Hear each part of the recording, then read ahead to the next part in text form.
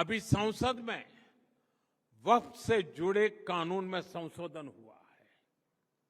इस पर आपके नेटवर्क ने भी काफी चर्चा की है। ये जो वक्फ से जुड़ी डिबेट है, इसके मूल में तुष्टीकरण की राजनीति है, पॉलिटिक्स ऑफ अपीजमेंट है। ये तुष्टीकरण की राजनीति कोई नई नहीं है।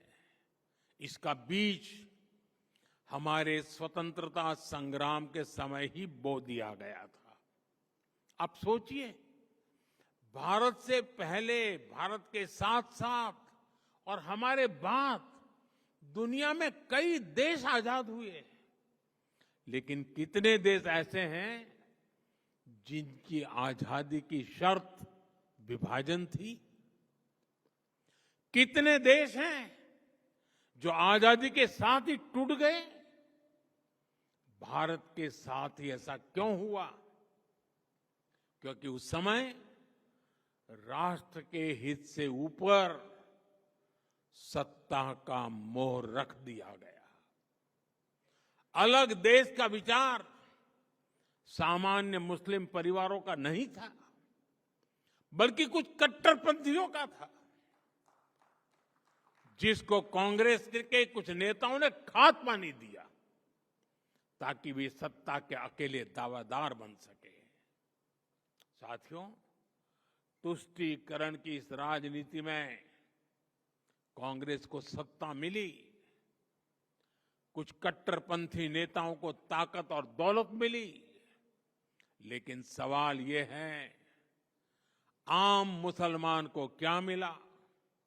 गरीब पसबंदा मुसलमान को क्या मिला? उसे मिली उपेक्षा, उसे मिली अशिक्षा, उसे मिली बेरोजगारी। और मुस्लिम महिलाओं को क्या मिला? उन्हें मिला शाहबानो जैसा अन्याय, जहां उनका संवैधानिक हक कट्टरपंथ की भेंट चढ़ गया। उन्हें मिला चुप रहने का आदेश, सवाल न पूछने का दबाव, और कट्टरपंथियों को मिल गया खुला लाइसेंस महिलाओं के अधिकारों को कुचलने का। साथियों, तुष्टीकरण यानी पॉलिटिक्स ऑफ अपीजमेंट भारत की सोशल जस्टिस की मूल अवधारणा के पूरी तरह खिलाफ है। लेकिन कांग्रेस ने इसे वोट बैंक की राजनीति का हथियार बना दिया। 2013 में वक्फ कानून में किया गया संशोधन मुस्लिम कट्टरपंथियों और भूमाफियाओं को खुश करने का प्रयास था। इस कानून को ऐसा रूप दिया गया कि उसने संविधान के ऊपर खड़ा होने का भ्रम पैदा किया। जिस संविधान ने न्याय के रास्ते खोले, उन्हीं रास्तों को वक्फ कानून ने संकुचित कर दिया गया। और इसके दुष्परिणाम क्या हुए? कट्टरपंथियों और भूमाफियाओं के हौसले बुलंद हुए। केरल में ईसाई समाज के ग्रामीणों की जमीन पर वक्फ के दावे, हरियाणा में गुरुद्वारों की जमीन विवादों में, कर्नाटका में किसानों की जमीन पर दावा, कई राज्यों में गांव के गांव हजारों हेक्टेयर जमीन अब एनओसी और कानूनी उलझनों में फंसी पड़ी है। मंदिर हो, चर्च हो, गुरुद्वारे हो, खेत हो, सरकारी जमीनें हो, किसी को भी अब भरोसा नहीं रह गया था कि उनकी जमीन उनकी ही रहेगी। सिर्फ एक नोटिस आता था और लोग अपने ही घर और खेत के लिए कागज ढूंढते रह जाते थे।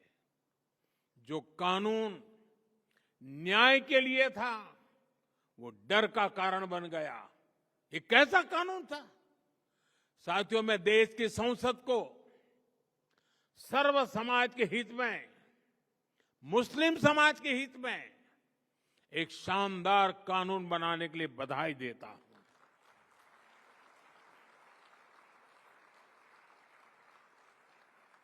अब वक्फ की पवित्र भावना की भी रक्षा होगी और गरीब, पसमानदा मुसलमान, महिला, बच्चे सबके हक भी महफूज रहेंगे। वक्फ बिल पर हुई बहस हमारे संसदीय इतिहास की दूसरी सबसे लंबी डिबेट थी। 75 साल में दूसरी सबसे लंबी डिबेट। इस बिल को लेकर दोनों सदनों को मिलाकर 16 घंटे चर्चा हुई। जेपीसी की 38 बैठकें हुई, 128 घंटे चर्चा हुई। देश भर से लगभग 1 करोड़ ऑनलाइन सुझाव आए। ये दिखाता है कि आज भारत में लोकतंत्र सिर्फ संसद की 4 दीवारों तक सीमित नहीं है।